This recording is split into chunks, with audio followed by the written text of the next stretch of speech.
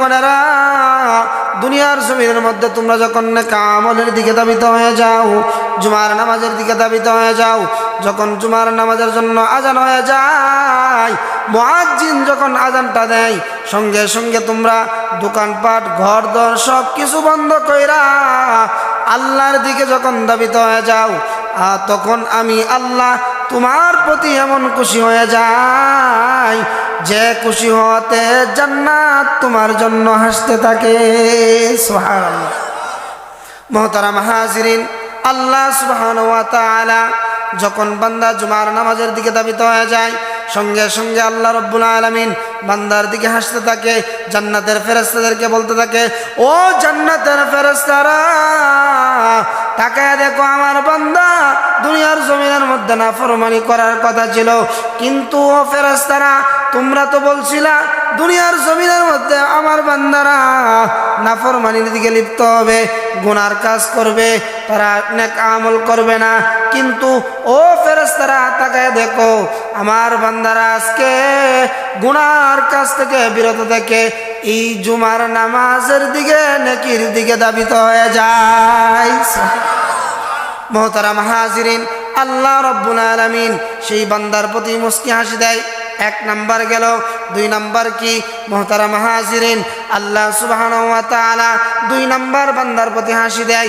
রাসূল আরবি সাল্লাল্লাহু আলাইহি ওয়াসাল্লাম জানায় দেয়, আল্লাহর রাসূল বলেন, দুনিয়ার মধ্যে আল্লাহর বান্দা বান্দি যখন ঘুমায়া যায়, রাত্র জাগরণ করে না, রাত্রের মধ্যে ঘুমায়া যায়, ফজরের আজানের আগ মুহূর্তে তারা স্বামী স্ত্রী উভয়জন একজনকে আরেকজন ডাইকা দেয়। কিসের জন্য? নামাজের জন্য। মুহতারাম হাজিরিন, যখন নামাজের জন্য স্বামী স্ত্রী একজনকে আরেকজন ডাইকা দেয়, নামাজের জন্য, ইবাদতের জন্য ওঠো, আর দেরি করার সুযোগ নাই, এই কথাটা যখন এক বান্দা আরেক বান্দিরে বলে, এক বান্দি যখন আরেক বান্দারে বলে, এই কথা বলার সময় আল্লাহ রাব্বুল আলামিন বলে, ও জান্নাতের ফেরেশতারা তাকায় দেখো, ঘুমকে এমন নিকৃষ্ট মনে করছে যে ঘুম আরাম ছিল, কিন্তু সেটাকে আমার বান্দা হারাম কইরা নিছে। আজকে আর তাদের দিকে আমি খারাপ দৃষ্টিতে তাকাইতে চাই না, আজকে আমি তাদের দিকে মুস্কি হাসি দিয়ে দিলাম। সুবহানাল্লাহ। মুহতারাম হাজিরিন, দুই নাম্বার গেল। এক নাম্বার কি? বান্দা যখন জুমার নামাজের দিকে ধাবিত হয়ে যায়। দুই নাম্বার ফজরের নামাজের দিকে যখন ধাবিত হয়ে যায়। তিন নাম্বার মুহতারাম হাজিরিন, তিন নাম্বারে আল্লাহ রাসূল সাল্লাল্লাহু আলাইহি ওয়াসাল্লাম বলেন, আল্লাহর বান্দার প্রতি তিন নাম্বার আল্লাহ তাআলা মুস্কি হাসি দেয়। সেটা কখন? এক দেশ থেকে অন্য দেশে যখন স্থানান্তর হয়ে যায়, যেমন কাবার চত্বরে বান্দারা বাংলাদেশ থেকে যায়, পাকিস্তান থেকে যায়, ইন্ডিয়া থেকে যায়, মুহতারাম হাজিরিন, বিভিন্ন দেশ থেকে বান্দাবান্দিরা যখন কাবার চত্বরে যায়, যাওয়ার পর লাব্বাইক আল্লাহুম্মা লাব্বাইক এই শব্দটা উচ্চারণ করে, তখন আল্লাহ তাআলা ফেরেশতাদেরকে জিজ্ঞাসা করে, জানা সত্ত্বেও জিজ্ঞাসা করে। আল্লাহ মানুষের কবর জানে নাকি? জানে। জানার পরেও আল্লাহ রাব্বুল আলামিন তখন বারবার ফেরেশতাদেরকে জিজ্ঞাসা করে, আমার ফেরেশতারা তাকায় দেখো, তারা কেন কাবার চত্বরে ঘুরতেছে? তারা কি পাগল হয়ে গেছে? আল্লাহ জিজ্ঞাসা করে, তারা কি পাগল হয়ে গেছে? ফেরেশতারা ডাক দিয়ে বলে, প্রভু হে, না না না, তারা তো পাগল হয় নাই, এক দেশ থেকে তারা অন্য দেশে আসলো, তারা পাগল হয় নাই। তখন আল্লাহ জিজ্ঞাসা করে, ও ফেরেশতারা, তারা পাগল হয় নাই, তাহলে এক দেশ থেকে অন্য দেশে কেন আসলো? তাদের দেশে কি তাদের বাত নাই? আল্লাহ তখন ফেরেশতাদেরকে এই কথা জিজ্ঞাসা করে। ফেরেশতারা বলে, প্রভু হে, তারা দুনিয়ার জমিনের মধ্যে এমন শান্তির মধ্যে আছে যে শান্তিতে থাকার কারণে বিমান দিয়ে এক দেশ থেকে, জাহাজ দিয়ে এক দেশ থেকে অন্য দেশের মধ্যে আসতে পারে, টাকা পয়সা, খাবার, রুজি রোজগার সব কিছু ভালো আছে, তারপরেও তারা এই দেশে আসে আল্লাহ তোমাকে খুশি করার জন্য। আল্লাহ রাব্বুল আলামিন তখন সেই বান্দাকে জানায় দেয়, এই ফেরেশতাকে জানায় দেয়, ও ফেরেশতা, তোমরা না বললা দুনিয়ার জমিনের মধ্যে আমার বান্দাদেরকে পাঠাইলে তারা নাফরমানি কাজের মধ্যে লিপ্ত হবে, তারা জানার কাজ করবে, তারা গুনার কাজ করবে, তারা বদমাইশ হবে, তারা সুদ খাইবে, জেনার কাজের মধ্যে থাকবে। মুহতারাম হাজিরিন, এই কথাগুলো যখন বলার পর সেই ফেরেশতারা বলতে থাকে, আল্লাহ দুনিয়ার জমিনে তারা তো ভালো কাজ করতেছে। তখন বলবে তারা দুনিয়ার জমিনে ভালো কাজ করতেছে। আল্লাহ রব্বুল আলামিন তখন ফেরেশতাদের দিকে তাকায়া মুস্কি হাসি দিবে। আল্লাহ রব্বুল আলামিন ফেরেশতাদেরকে বলবে, ফেরেশতারে আজকে তাকায়া দেখো, তারা এমন নাফরমানি কাজ থেকে দুনিয়ার জমিনের মধ্যে তারা চুরি করতে পারত, ডাকাতি করতে পারত, কিন্তু তারা চুরি করে নাই, ডাকাতি করে নাই, নাফরমানি কাজের মধ্যে লিপ্ত হয় নাই। আজকে তারা আমার ইবাদতের জন্য বাংলাদেশ থেকে, ইন্ডিয়া থেকে, পাকিস্তান থেকে, বহু রাষ্ট্র থেকে এই রাষ্ট্রে সৌদি আরবে আসে। সুবহানাল্লাহ। আল্লাহ তখন সেই বান্দার দিকে মুস্কি হাসি দেয়। সুবহানাল্লাহ। কয়টা গেল? 3টা গেল।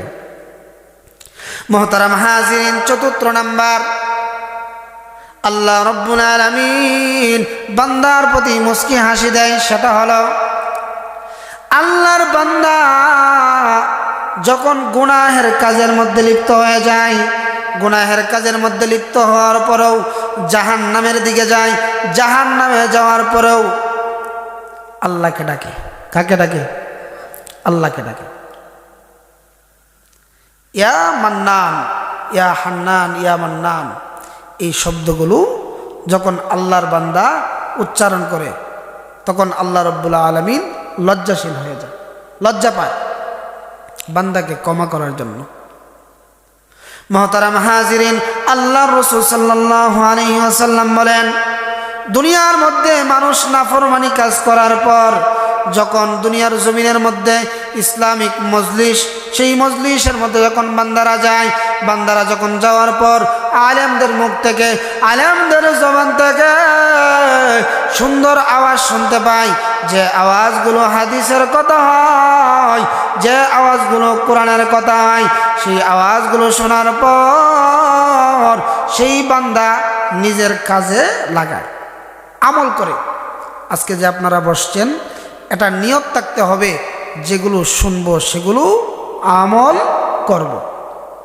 যদি আমল না করেন এই শীতের মধ্যে বৈশা থেকে লাভ আছে?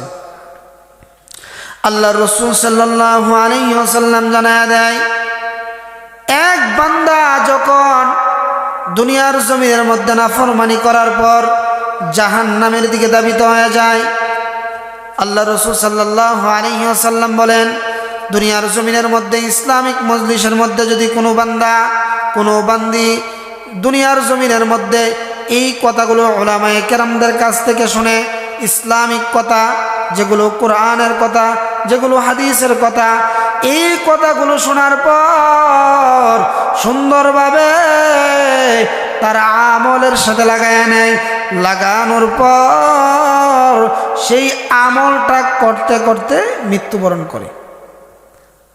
একটা বান্দা যদি আমলগুলো করতে করতে মৃত্যুবরণ করতে পারে, ময়দানে মাহশরায় এই জাহান্নামে যাওয়ার পরেও সেই আমলগুলো তাদের থাকবে। বিশেষ করে তাকায় দেখবেন, যাদের তাসবিহগুলো সুবহানাল্লাহ সুবহানাল্লাহ জপার একটা উদ্দেশ্য থাকে, জপতে থাকে, তাদের মৃত্যুর সময় তাদের হাতগুলো এইভাবে লাগিয়ে থাকে।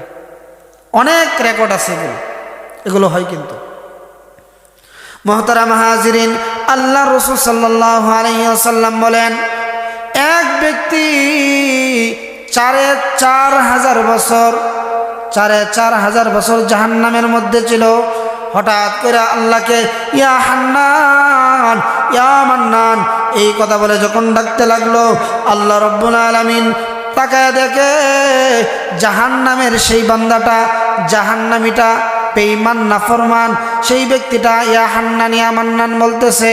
আল্লাহ রব্বুল আলামিন এই ডাকটা যখন শুনতে পাইলেন, পাওয়ার সঙ্গে সঙ্গে এই বান্দাকে বলতেছে, ও বান্দা তুমি কি চাও?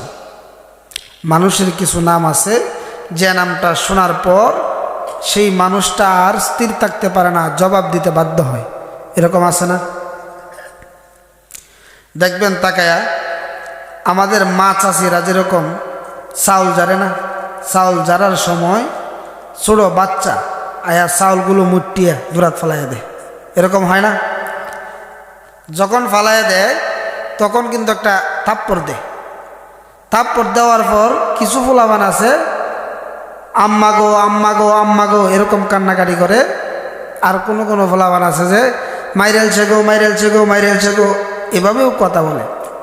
যখন আম্মা গো এই শব্দটা কইরা যখন কান্নাকাটি করতে থাকে তখন মা আর স্থির থাকতে পারে না, মা জবাব দিতে বাধ্য হয়, কয় এত কান্দোস কে লেগে, এই কথাটা কয় না, এত কান্দোস কে লেগে। এই জবাবটা দেওয়া এই বাচ্চাকে কষ্ট দেওয়া না, এই বাচ্চাকে কাছে দেওয়া। কথা বলেন ঠিক কিনা? মুহতারাম হাজিরিন, আল্লাহ রাব্বুল আলামিন জানায়া দেয় দুনিয়ার জমিনের মধ্যে নাফরমান ব্যক্তি যখন জাহান্নামের মধ্যে যাবে ৪,৫০০ বছর জ্বলন্ত অবস্থায় একটা ব্যক্তি যখন ইয়া হান্নান ইয়া মান্নান বলতে লাগলো, ইয়া হান্নান ইয়া মান্নান এই শব্দটা যখন বলতে লাগলো, আল্লাহ রাব্বুল আলামিন তখন ডাক দিয়ে বলে বান্দারে তুমি কি চাও কি চাও? তখন সেই বান্দাটা বলতে লাগলো, ও আল্লাহ দুনিয়ার জমিনের মধ্যে নাফরমানি করেছি, গুনাহ করেছি, এই গুনাহ করার কারণে আজকে আমি এই জাহান্নামের দিকে ধাবিত হইলাম, এই গুনাহের কাজের কারণে আজকে আমার এই শাস্তি হইল। আল্লাহ তুমি না রহমান, তুমি না গফফার, তুমি তো রহমান রাহিমের খাতিরে বান্দাকে মাফ করতে পারো, তুমি চাইলে জান্নাতের মধ্যে পাঠাইতে পারো, তুমি চাইলে জাহান্নামের মধ্যে পাঠাইতে পারো। আল্লাহ ইয়া হান্নান ইয়া মান্নান এই কথাটা তো আমি উলামায়ে কেরামদের কাছ থেকে শুনেছিলাম, আমি উলামায়ে কেরামদের জবান থেকে শুনেছিলাম। আল্লাহ ইয়া হান্নান ইয়া মান্নান এই শব্দ দেওয়ার কারণে আল্লাহ তুমি নরম হয়ে যাও, তুমি তার জবাব দাও।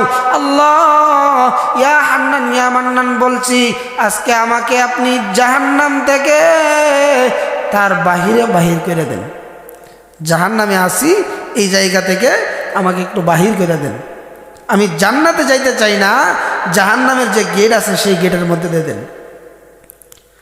আল্লাহ রাব্বুল আলামিন তখন বান্দাকে বলবে, ও নাফরমান বান্দা, ইয়া হান্নান ইয়া মান্নান এই কথাটা তোমার বলার কারণে আমি আর স্থির থাকতে পারলাম না। ইয়া হান্নান ইয়া মান্নান এই শব্দটা আমার কলিজার মধ্যে আঘাত করে। ও নাফরমান বান্দা তুমি কি চাও বলো? তখন সেই বান্দা বলবে, আল্লাহ আমি জান্নাত চাই না, জাহান্নাম চাই না, জাহান্নামের যে গেট আছে সেই গেটের মধ্যে আমাকে দিয়ে দাও। আল্লাহ রাব্বুল আলামিন তখন সেই বান্দাকে বলবে, ও বান্দা আরো কোনো কিছু চাওয়ার আছে কি না? বান্দাকে তখন বলবে, ও বান্দা আরো কিছু চাওয়ার আছে? তখন বান্দা বলবে, আল্লাহ আর কোনো চাওয়ার নাই, আপনি যদি আমাকে জাহান্নাম থেকে জাহান্নামের গেটে নিয়ে নেন এটাই আমার জন্য যথেষ্ট। সুবহানাল্লাহ কইতেন না? আল্লাহ রাব্বুল আলামিন বান্দাকে বলে, ও বান্দা সেটা তোমার জন্য কবুল হয়ে গেল। আল্লাহু আকবার, সুবহানাল্লাহ। আল্লাহ রাব্বুল আলামিন সেই বান্দাকে তখন জাহান্নাম থেকে জাহান্নামের গেটের মধ্যে দিয়ে দিল। জাহান্নামের গেটের মধ্যে যাওয়ার পর সেই নাফরমান বান্দা আবার তাকায় দেখে সুন্দর একটা গাছ দেখা যায়। আল্লাহ রাব্বুল আলামিনের কাছে আবার বলে, ইয়া হান্নান ইয়া মান্নান, আল্লাহ তোমার কাছে আরো চাওয়ার আছে। আল্লাহ রাব্বুল আলামিন বান্দাকে বলে, বান্দারে মাত্রই না তুই বললি আর চাওয়ার নাই, আমি তোকে জিজ্ঞাসা করলাম আর কি চাও, তুমি বললা না না, মাত্রই না তোরে জিজ্ঞাসা করলাম, তুই বললি আর চাওয়ার নাই, তাহলে কি চাস বল?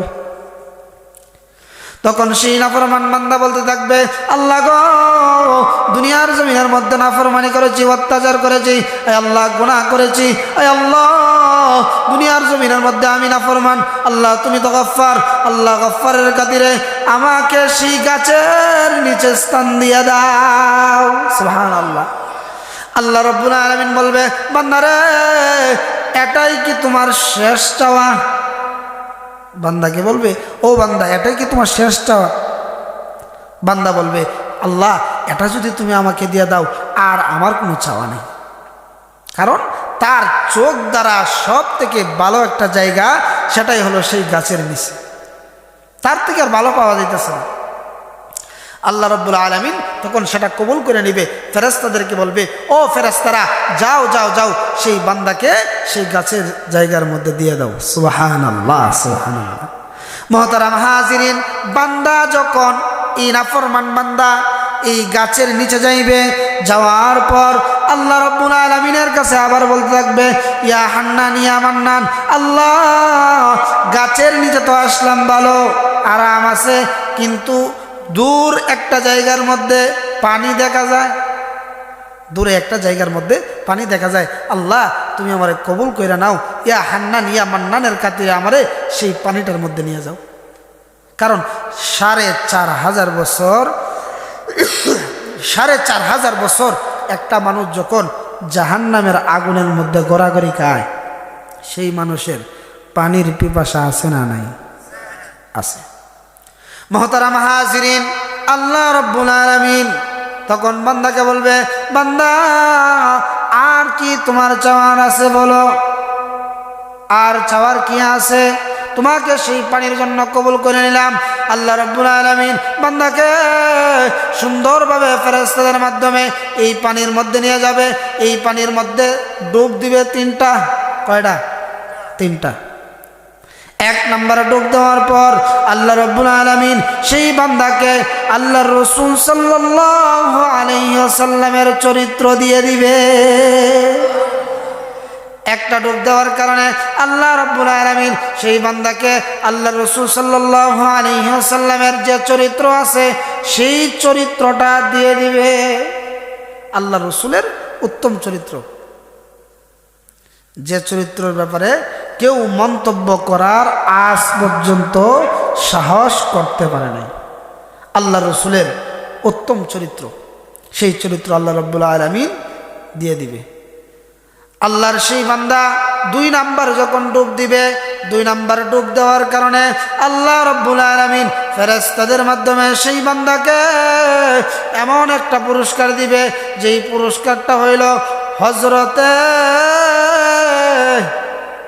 আদম আলাইহিস সালাতু ওয়াস সালাম, আমাদের আদি পিতা, উনি ছিল ৬০ হাত লম্বা।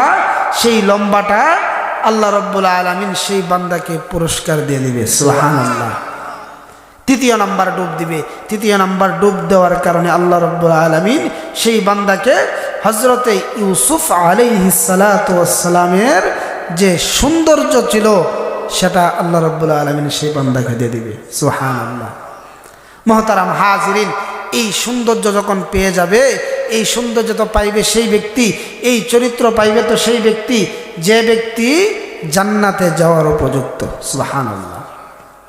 তখন বান্দা বলতে থাকবে, আল্লাহ জান্নাত চাইলাম না, জাহান্নাম চাইলাম না, কিন্তু দুনিয়ার জমিনের মধ্যে উলামায়ে কেরাম ওয়াজ মাহফিলের মধ্যে বলতেন, দুনিয়ার জমিনের মধ্যে যে ব্যক্তি নেক আমল করবে, উত্তম আমলের মধ্যে লাগাইবে, নেক আমল করতে থাকবে, আল্লাহর গোলামি করতে থাকবে, সেই গোলামি করার কারণে জান্নাতের মধ্যে যাবে। আল্লাহ দুনিয়ার জমিনের মধ্যে ইবাদত করতে পারি নাই, নামাজ পড়তে পারি নাই, আল্লাহ তোমার গোলামি করতে পারি নাই, আল্লাহ গো দুনিয়ার জমিনের মধ্যে এমন নাফরমানি করেছি যে নাফরমানি করার কারণে জাহান্নামের মধ্যে ৪,৫০০ বছর জ্বললাম। আল্লাহ দুনিয়ার জমিনের মধ্যে নাফরমানির কারণে আজকে আমার এত কষ্ট করতে হয়েছে। আল্লাহ তুমি তো ওয়াদা ভঙ্গ করো না। আল্লাহ তুমি যেহেতু এই হাউজে কাউসারের পানিটা দিয়া আমাকে ডুব দেওয়াইছো, আমার যে গঠনমালা দিছো, আমার যে চরিত্র দিছো, আল্লাহ সেই চরিত্র হইল জান্নাতের চরিত্র, যে লম্বা দিছো সেই লম্বাটা জান্নাতের লম্বা। আল্লাহ গো যে সৌন্দর্য দিয়েছ সেই সৌন্দর্য দুনিয়ার কোনো সৌন্দর্য নয়, সেই সৌন্দর্যটা হলো জান্নাতের সৌন্দর্য। আল্লাহ তুমি যেহেতু সব কিছু জান্নাতের দিয়ে দিছো, তুমি তো এই কথা বলছো যে ব্যক্তি এই জায়গার মধ্যে আসবে, আসার পর ৩টা ডুব দিবে, সেই ব্যক্তি জান্নাতে যাবে। আল্লাহ তুমি যেহেতু এই কথা বলছো, তুমি ওয়াদা কখনো ভঙ্গ করতে পারো না, আল্লাহ আমার জান্নাত দিয়ে দেব। সুবহানাল্লাহ। আল্লাহ রাব্বুল আলামিন তখন সেই বান্দাকে বলবে, বান্দা তুই যে কত কৌশলবাজ, যা করে দিয়ে দিলাম জান্নাত। সুবহানাল্লাহ। মুহতারাম হাজিরিন, আলোচনা লম্বা করতেছি না, আপনাদের কাছে এই কথাটা আমি বলতে চাই, আল্লাহ রসুল সাল্লাল্লাহু আলাইহি ওয়াসাল্লাম যে কথাটা বলছেন, 4 প্রকারের মানুষের দিকে আল্লাহ রাব্বুল আলামিন মুস্কি হাসি দেয়, যে হাসিটা আমরা সুন্নাহ হাসি হিসাবে পরিচিত। আল্লাহ রসুল যে হাসি দিতেন, সেই হাসিটা আল্লাহ রাব্বুল আলামিন বান্দার প্রতি দেয় 4 অবস্থায়। কয় অবস্থায়? 1 নাম্বার, জুমার আজান যখন পড়ে সঙ্গে সঙ্গে মসজিদের দিকে যাওয়া, 1 গেল। 2 নাম্বার, ফজরের নামাজ পড়া। 3 নাম্বার কি? হজ্জে বাইতুল্লাহ, সামর্থ্য যদি তাকে হজ করা। 4 নাম্বার কি? দুনিয়ার জমিনে কিছু আমল করা, যে আমলগুলো এই যে মাত্র করতেছেন। দুনিয়ার জমিনে ফিটিং করতে পারেন না আমলটা, কিন্তু এই আমলটা যে এই যে আজকে শুনতেছেন, ওলামায়ে কেরামদের নসিহত শুনছেন, সেই নসিহতগুলো এই জাহান্নামে যাওয়ার পর মনে হইব, তখন ইয়া হান্নান ইয়া মান্নান বইলা আপনিও জান্নাতে চলে যাবেন। সুবহানাল্লাহ। আল্লাহ তাআলা আমাদের সবাইকে আমল করার তৌফিক দান করুক। ওয়া আখিরি দাওয়ানা আনিল হামদুলিল্লাহি রাব্বিল আলামিন।